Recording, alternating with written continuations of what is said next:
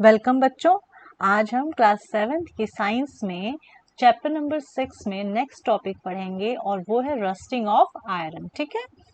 सो rusting क्या होती है ये मैंने आपको बताया है प्रीवियस वीडियो में, प्रीवियस क्लास में, और उसमें मैंने ये बताया था कि जब भी आयरन जो है मॉइस्चर या वाटर या ऑक्सीजन के कांटेक्ट में आता है तो उसके ऊपर जो है एक रेडिश ब्राउन कलर की लेयर बन जाती है, जिससे वो आयरन फिर खराब होने लगता है और इसी प्रोसेस को रस्टिंग कहते हैं। ठीक है। और ये रस्टिंग धीरे धीरे आयरन को जो है वो डिस्ट्रॉय करती रहती है और फिर फाइनली आयरन धीरे धीरे खत्म हो जाता है। जो भी सामान आयरन के बनते हैं अगर वो ज़रा भी कुछ टाइम तक मॉइस्चर या वाटर के कांटेक्ट में रहें या एयर के, तो फाइनली उनके अंदर रस्टिंग हो जाती है। रस्टिंग को हिंदी में कहते हैं जंग लगना। ठीक है। सब लोग जानते हैं जंग लगना, इसके बारे में मैंने प्रीवियस वाले वीडियो में बताया था। So today, now we are further going to study the process of rusting in detail. Okay. So how is rusting represented? Rusting is represented by the following equations. You can see here this is iron, this is oxygen. Okay. And oxygen and water. And if iron comes in contact with this oxygen or water, then it forms a compound called ferric oxide or iron oxide, and this is called rust. Okay. So rusting is basically due to the formation of Fe2O3, that is iron oxide. Okay. And this iron oxide is reddish brown in color. This is Fe2O3 and this is called rust. Okay. So you can see here now.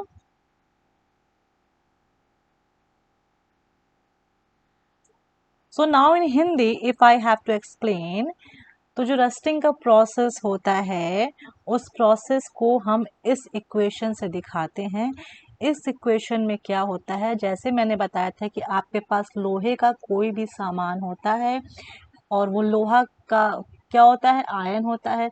Iron is represented by the formula Fe। Iron को हम Fe से represent करते हैं। ठीक है। What is happening?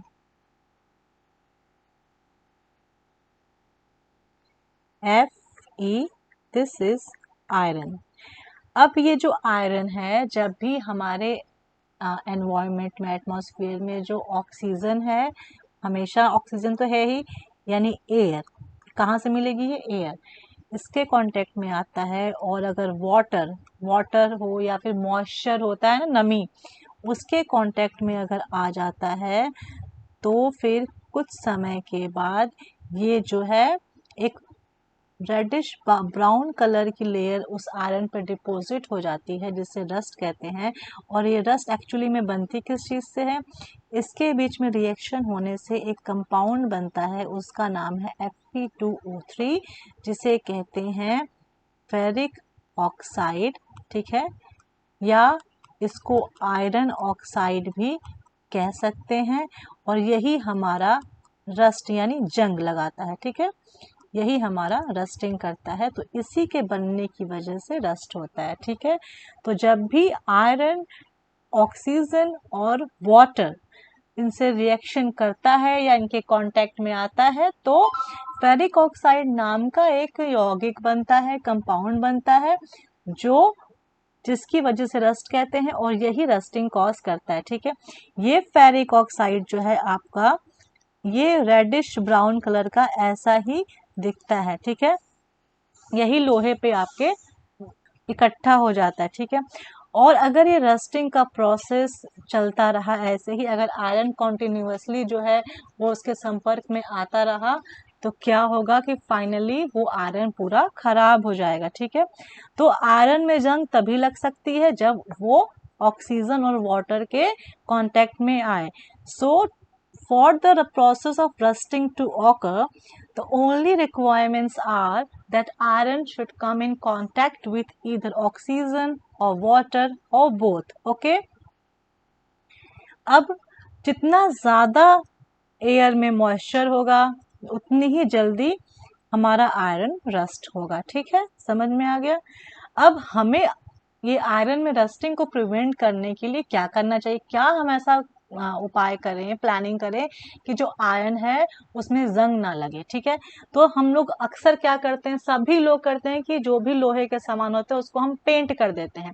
अब paint करने से क्या होता है कि एक पतली सी पेंट की परत बीच में आ जाती है। ठीक है, अब ऑक्सीजन या जो वाटर है या जो मॉइस्चर है, अब वो आयरन पे डायरेक्ट अटैक नहीं कर पा रहा है, क्योंकि अब आयरन और एयर, वाटर और मॉइस्चर के बीच में पेंट आ गया है। तो इसलिए अब पेंट की वजह से आयरन सुरक्षित हो जाता है और इस तरह से हम रस्टिंग को प्रिवेंट कर सकते हैं। पर अगर हम पेंट करना बंद कर, पेंट किया, फिर कुछ महीनों बाद या साल बाद कहीं कहीं से पेंट निकल जाता है, तो जहां जहां से पेंट निकलता है आप देखेंगे कि वहां पे अगर वो हिस्सा आयरन का एयर के कांटेक्ट में आया है तो फिर वो रस्टिंग वहां पे स्टार्ट हो जाती है। तो हमें कॉन्टिन्यूसली उसको पेंट करना पड़ता है, और कॉन्टिन्यूसली पेंट करने का मतलब ये होता है कि एक मॉनेटरी लॉस, मतलब काफी पैसे लग जाते हैं, इकोनॉमिकली बहुत बड़ा लॉस होता है ये। तो फर्स्ट ऑफ ऑल हमें ये ट्राई करना चाहिए, sorry, first of all iron articles को रस्टिंग से प्रिवेंट करने के लिए हमें सबसे पहले हम या तो पेंट करते हैं या उस पर ऑयलिंग करते हैं, ग्रीस लगा देते हैं। ठीक है, ताकि किसी भी तरह से बस आयरन डायरेक्ट कांटेक्ट में ना आए। ठीक है, तो इससे क्या होता है कि रस्टिंग रुक जाती है। एक और तरीका जो है जिससे रस्टिंग को रोका जा सकता है वो है किसी दूसरे मेटल की लेयर को आयरन के ऊपर चढ़ा देना। ठीक है, तो उस इस प्रोसेस को जो है यूज किया जाता है रस्टिंग को प्रिवेंट करने के लिए। ठीक है, अब ये कुछ सी और मेटल्स, कौन कौन से मेटल्स यूज हो सकते हैं। अब मान लो ये आयरन के पाइप है। ठीक है, ये आयरन की पाइप है, what happened, this is iron pipe.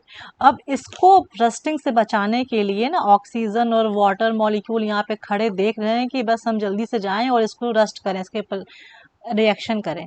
इसको बचाने के लिए यहाँ पर इस पूरी पाइप को जो है कोट कर देते हैं। ठीक है, जैसे नेल पॉलिश लगाते हैं अपने नेल्स पे ना, कोट करते हैं। अब इस पूरी पाइप उन्होंने कोटिंग कर दी। किस चीज से कोटिंग कर दी, किसी मेटल से। और कौन कौन से मेटल यूज होते हैं इसको कोटिंग करने के लिए, जो बेसिकली जो दो मेटल्स यूज होते हैं वो है क्रोमियम, जिसका फॉर्मूला ये है, सिंबल ये है, और जिंक, जिसका सिंबल ये है। ठीक है, तो इन दो मेटल्स का इस्तेमाल होता है आयरन की पाइप्स को रस्टिंग से रोकने के लिए। अब जब इनसे हम आयरन की पाइप्स को कोट कर देंगे ना, तो ऑक्सीजन या वाटर या मॉइस्चर अभी आयरन की पाइप आयरन के कांटेक्ट में नहीं आ पाएगा, इसलिए रस्टिंग क्या हो जाएगी, प्रिवेंट हो जाएगी।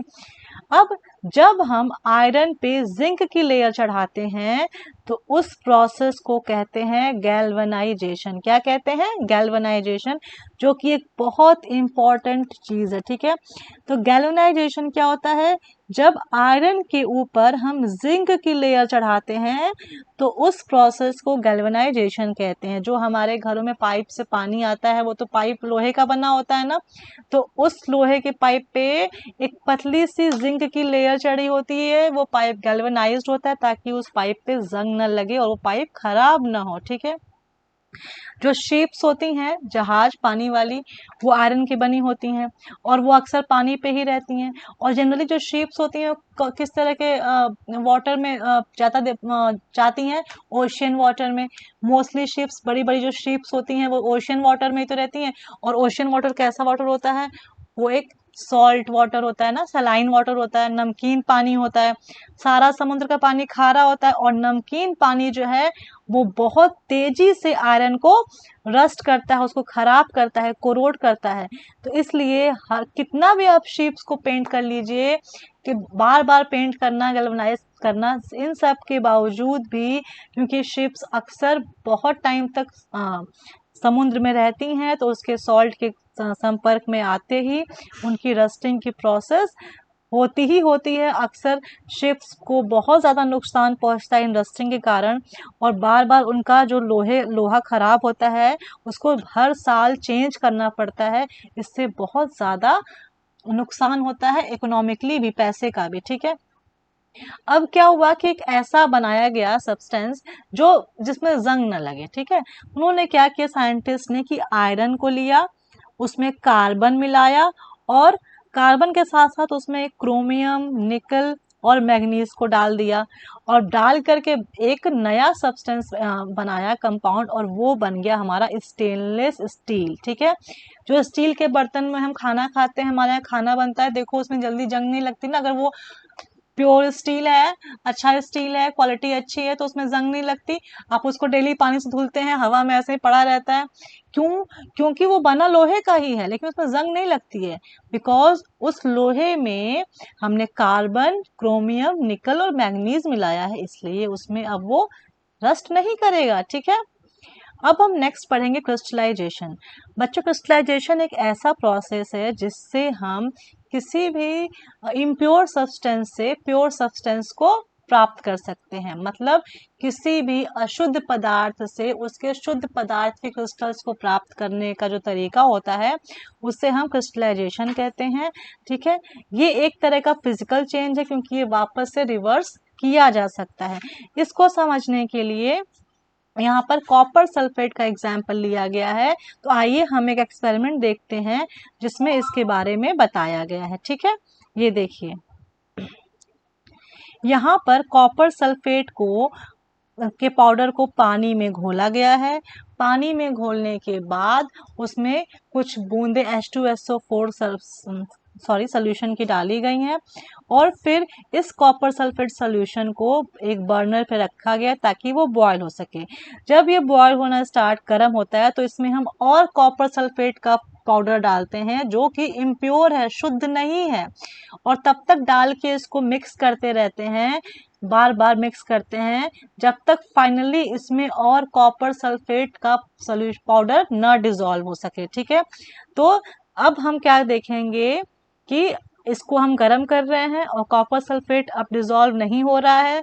जब ये गर्म हो जाए तो इसको फिल्टर करके छान के एक अलग से बर्तन में रख लेते हैं और इसको कुछ टाइम के लिए ऐसे ही एयर में छोड़ देते हैं। कुछ टाइम के बाद जब आप देखेंगे इसको तो आप पाएंगे कि इसमें से इस इम्प्योर कॉपर सल्फेट का जो पाउडर ले लेकर के आपने बनाया था उसमें से शुद्ध कॉपर सल्फेट के सॉल्यूशंस कॉपर सल्फेट के क्रिस्टल सेपरेट हो गए हैं, इस तरह से वो अलग हो जाएंगे।